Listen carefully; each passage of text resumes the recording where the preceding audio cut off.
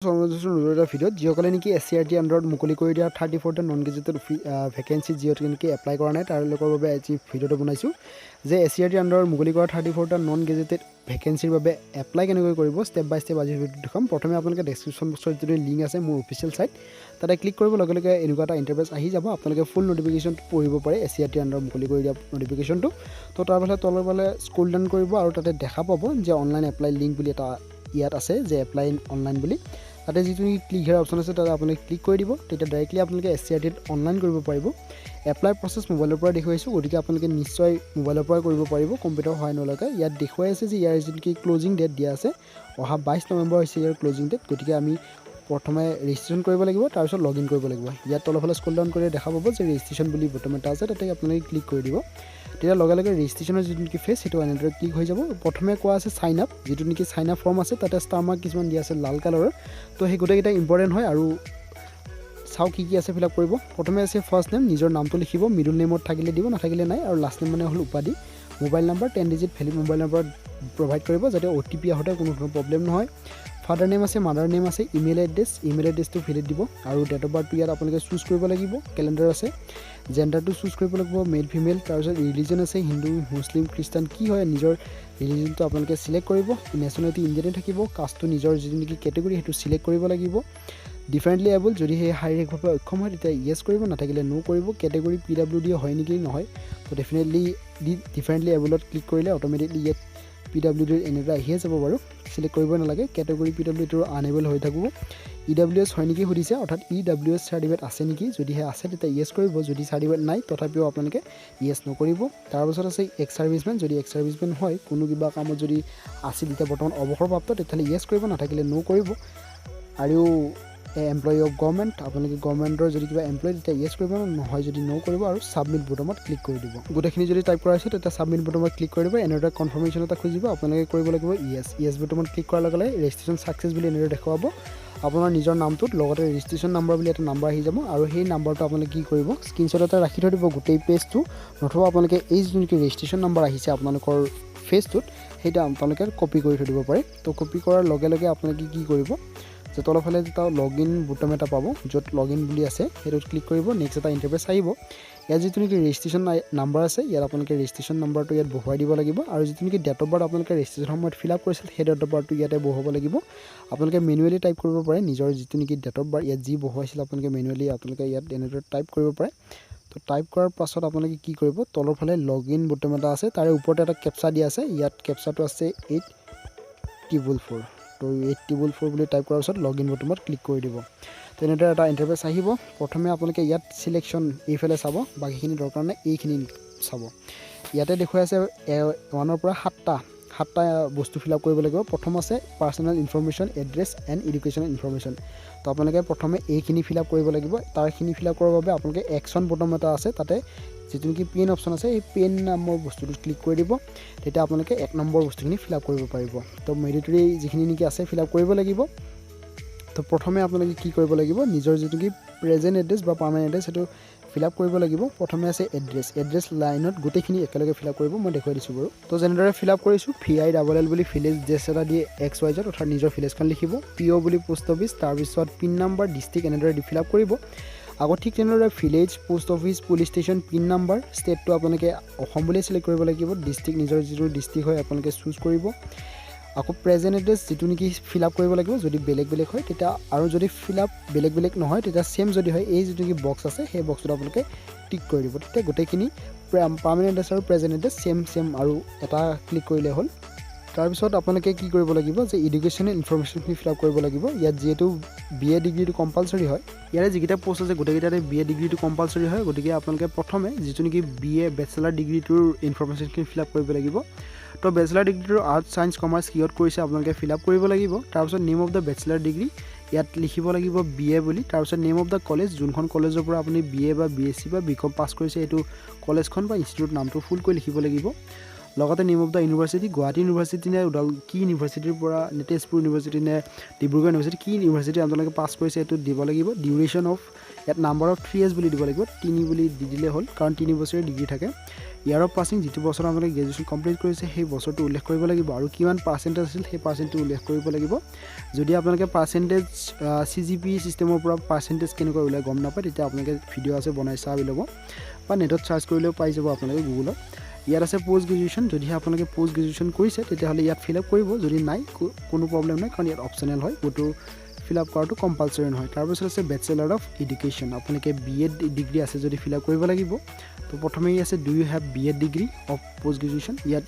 yes যদি কৰে গোটেইখিনি ফিল আপ কৰিব লাগিব যদি আপোনালোকে নো কৰে তেতিয়াহ'লে ফিল আপ কৰিব দৰকাৰ নাই আৰু ছেভ এণ্ড নেক্সট অপশ্যনত ক্লিক কৰি দিব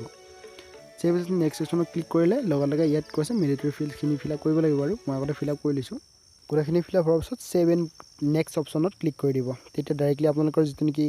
ইনফৰমেশ্যন এমপ্লয়মেণ্ট এক্সচেঞ্জৰ ৰেজিষ্ট্ৰেশ্যন নাম্বাৰটো কম্পালচৰি হয় ইয়াত দিব লাগে লগে লগে আগৰ ফেজত আহি যাব ইয়াত আপোনালোকে দেখা পাইছে যিটো নেকি নাম্বাৰ 1 আছিল পাৰ্চনেল ইনফৰমেশ্যন সেইখিনিত ইয়াত ষ্টেটাছত টিক চিন আহিছে নেক্সট আমি ডকুমেণ্ট আপলোড কৰিব লাগিব তো ইয়াত আপোনালোকে ডকুমেণ্ট আপলোড কৰিবৰ বাবে একশ্যন বটনত ক্লিক কৰি দিব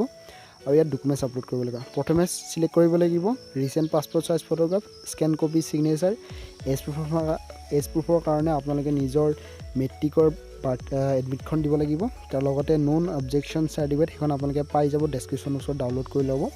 ডিগ্ৰীৰ পাছ চাৰ্টিফিকেটখন লাগিব ডিগ্ৰীৰ ফাইনেল শ্বীটখন লাগিব লগতে কাষ্ট চাৰ্টিফিকেট এমপ্লয়মেণ্ট এক্সচেঞ্জৰ ৰেজিষ্ট্ৰেশ্যন কাৰ্ডটো এই গোটেইকেইটা ডকুমেণ্টছ দিব লাগিব তো প্ৰথমে আপোনালোকে চুজ কৰিব আৰু ইয়াত চিলেক্ট ফাইলত যায় য'ত ফাইলটো থৈ দিয়া আছে তাতে চুজ কৰি আপোনালোকে কি কৰিব লাগিব ইয়াত আপলোড ছাবমিট বটনত ক্লিক কৰি দিব তেতিয়া এখন এখনকৈ আপলোড হৈ যাব ইয়াত এজ প্ৰুফ চাৰ্টিফিকেট হিচাপে এডমিট কাৰ্ড বা আপোনালোকৰ বাৰ্থ চাৰ্টিফিকেট মেডিটৰী হয় তো যিকোনো এখন আপলোড কৰিব লাগিব অল ফাইলছ আপোনালোকে JPG বা PEGত আপলোড কৰিব লাগিব ইয়াত দিয়া আছে non objection certificate from current employee is mandatory for the candidate who are employees of government autonomous তো যিসকলে নেকি বৰ্তমান কিবা কৰি আছে চাকৰি তেওঁলোকৰ বাবে এই যিখন নেকি চাৰ্টিফিকেট এখন কম্পালচৰি বাকী চাকৰি নকৰাসকলৰ বাবে কোনো ধৰণৰ মেডিটৰী নহয় গতিকে বাকীখিনি আপলোড কৰক তো যেতিয়া আপলোড কমপ্লিট হ'ব তেতিয়া আপোনালোকে চাব পাৰিব ইয়াত লিষ্ট অফ ডকুমেণ্ট আৰু লিষ্ট অফ আনআপলোডেড ডকুমেণ্টছ তো ইয়াত যিখিনি নেকি আপলোড কৰিব এইখিনি শ্ব' হ'ব আৰু যিখিনি বৰ্তমান আপলোড কৰিব বাকী আছে সেইখিনি এই পাৰ্টিকুলাৰ্ছত শ্ব' কৰিব তো আপোনালোকে ফালৰ পৰা আপলোড কৰি যাব লাগিব আৰু মাজতে কথা এটা কোৱাই নাই আপোনালোকক যদি আপোনালোকে ডকুমেণ্টছৰ চাইজবিলাক মিলাব নাজানে তেতিয়া ডেছক্ৰিপশ্যনৰ ওচৰত ভিডিঅ' এটা আছে মোৰ ছেকেণ্ড যিটো নেকি চেনেল আছে তাতে গৈ চাব পাৰিব ষ্টেপ বাই ষ্টেপ দেখুৱাই দিছোঁ কেনেকৈ আপোনালোকে মোবাইলতে নিজৰ ডকুমেণ্টছৰ চাইজ কমাব এতিয়া কথাটো হ'ল আপোনালোকে তলত যদি ডকুমেণ্টছ সকলোবিলাক আপলোড হৈছে তেতিয়াহ'লে ইয়াত যিটো নেকি বটন এটা আহিছে click here to go' to home page and proceed to the next step ইয়াত ক্লিক কৰি দিব তেতিয়া গোটেইখিনি ডকুমেণ্টছ আপলোড হোৱাৰ পাছত এই ষ্টেপটো কমপ্লিট হৈ যাব যিটো নেকি ডকুমেণ্ট আপলোডেড ছেকেণ্ড 2 এতিয়া 3 নম্বৰ প্ৰচেছ য'ত আছে লেংগুৱেজ প্ৰফিচিয়েঞ্চি আপোনালোকে লেংগুৱেজ প্ৰফিচিয়েঞ্চিটো দিবৰ বাবে কাষতে ক্লিক দিব ইয়াত 4টা লেংগুৱেজ আহিছে তো আপোনালোকে কোনটো লেংগুৱেজ কি কৰিব পাৰে তাৰে ওপৰত আহিছে প্ৰথমটো আছে ইংলিছ আপোনালোকে ৰিড বুলি অপশ্যন আছে যদি পঢ়িব পাৰে তেতিয়া য়েছ কৰিব ৰাইট আছে যদি লিখিব পাৰে ইংলিছটো তেতিয়া য়েছ কৰিব আৰু এটা স্পীক আছে যদি ইংলিছত আপুনি কথা ক'ব পাৰে তেতিয়া য়েছ কৰিব তো তেনেদৰে গোটেইকেইটা অপশ্যনে আপোনালোকে চুজ কৰিব যি কৰিব পাৰে সেই লেংগুৱেজৰ ওপৰত তো এনেদৰে গোটেইকেইটা চুজ কৰিব আৰু আপোনালোকে এফালৰ পৰা কি জানে কি নাজানে তাৰে ভাষাটোৰ ওপৰত আপোনালোকে চুজ কৰি ছেভ বটনত ক্লিক কৰি দিব তেতিয়া এই অপশ্যনটো ফিল আপ হৈ যাব তাৰপিছত আছে ডিপ্ল'মা বা চাৰ্টিফিকেট ইনফৰমেশ্যন এতিয়া লগে লগে হোম পেজত আহি গ'লোঁ এতিয়া আমাৰ কামটো হ'ল 4 নম্বৰ পইণ্ট যিটো ডিপ্ল'মা চাৰ্টিফিকেট ইনফৰমেশ্যনটো ফিল আপ কৰা তাৰ বাবে আমি কি কৰিম একশ্যন বটনত ক্লিক কৰিম একশ্যন বটনত ক্লিক কৰাৰ লগে লগে এই ইনফৰমেশ্যনটো দিব পাৰিম তো চাওক যদিহে আপোনালোকে এই ষ্টেপটো যদি ফিল আপ নকৰি আপোনালোকে যদি স্কিপ কৰিব বিচাৰে নেক্সট ষ্টেপলৈকে এই বটনত আপোনালোকে ক্লিক কৰি দিব তো আপুনি যিটো নেকি পষ্টত এপ্লাই কৰিব বিচাৰে সেই পষ্টত যদি ডিপ্ল'মা চাৰ্টিফিকেট নালাগে তেতিয়াহ'লে কোনো কথা নাই এইটো আপোনালোকে স্কিপ কৰি দিব আৰু কেইটামান পইণ্ট আছে কিছুমান পোষ্ট আছে যিবিলাক এডভাৰটাইজমেণ্টত মানে যিকেইটা পোষ্টত নেকি আপোনালোকে ডিপ্ল'মা চাৰ্টিফিকেটটো কম্পালচৰি তো যিহেতু ডিপ্ল'মা চাৰ্টিফিকেটটো কম্পালচৰি আপোনালোকে ফিল আপ কৰিব ডিপ্ল'মা যদি আছে কম্পিউটাৰ ডিপ্ল'মা ছয়মে